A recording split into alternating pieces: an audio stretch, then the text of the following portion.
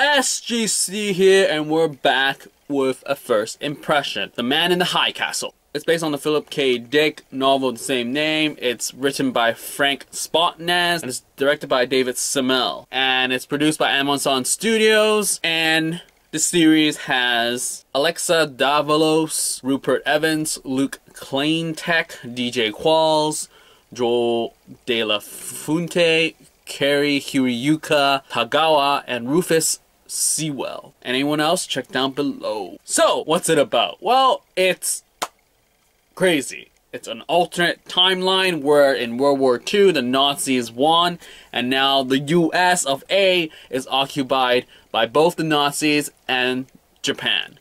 So it's like craziness, because Americans now have to put on the swastika to go to work and to just really be under this Third Reich reign. And it's like, whoa. Story starts with Julianne Crane, who somehow gets caught up in this whole rebellion, resistant thing because of her half-sister, and before she knows it, she's thrown into the mix and she has to figure out what's going on. And also at the same time, we're introduced to Joe Blake, a new recruit to the underground American resistance, and he has a job first foremost in this episode, and we see how he has to evade the Nazi powers.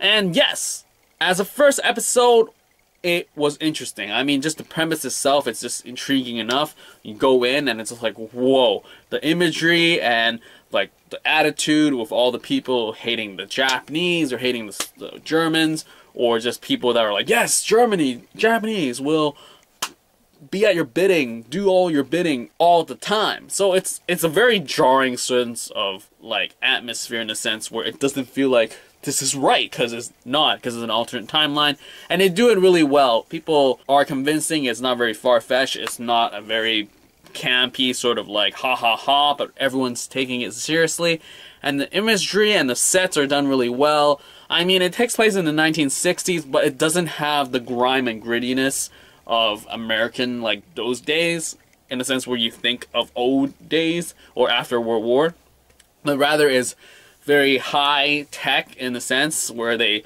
praise all the German technology for that. And it's an interesting world for sure. The characters are played well, convincing.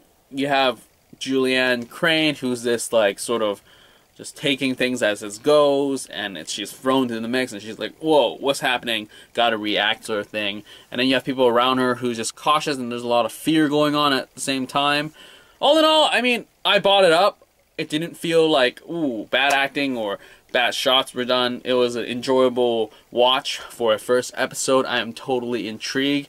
Now, this is up on Amazon for free, the first 2 episodes, I believe. And this doesn't actually premiere until November 20th. So you have to wait till then and also get connections to Amazon. But all in all, it's crazy, intriguing, and fun stuff. And I definitely will try to check out the book once the series ended. Or maybe I will just finish the book itself. Who knows? But all in all, it was done well, shot well, acted well. Story is great. I mean, some highlights would be definitely just the whole imagery, in the sense of the uniforms, how they just act. It's like the Germans are super intense. Rufus Sewell is John Smith, who's a ruthless SS Obergruppenführer. And he's investigating the resistance in New York, and he's pretty intense, and it's great fun to watch, to see the intensity coming from him, and it's just like great stuff. So all in all, a good watch. Check it out if you're into like that time, and especially if you were curious about what life would be if Hitler won and all that. Definitely check it out, and that's pretty much it for this first impression for The Man in the High Castle. Out!